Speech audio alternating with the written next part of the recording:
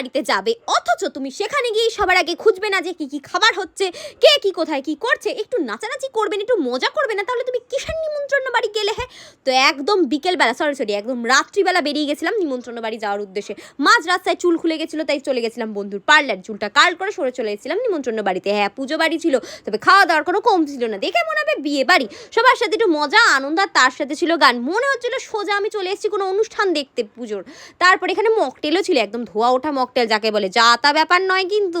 প্রথমে আমি লজ্জা পেয়ে একটু গুটি সুটি ছিলাম, তারপরে যেই আমাকে একটুখানি উস্কানি দিল, আমি সোজা নাচতে চলে গেলাম।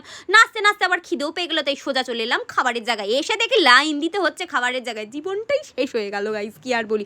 পদ্ম পাতায় জল ছোটাছুটি শেষ করে আমি সোজা শুরু করে দিয়েছিলাম খাওয়া। হ্যাঁ, একের পর এক ভালো ভালো খাবার আসতে শুরু করলো, নিরামিষ, তবে টেস্টি ছিল প্রচণ্ড।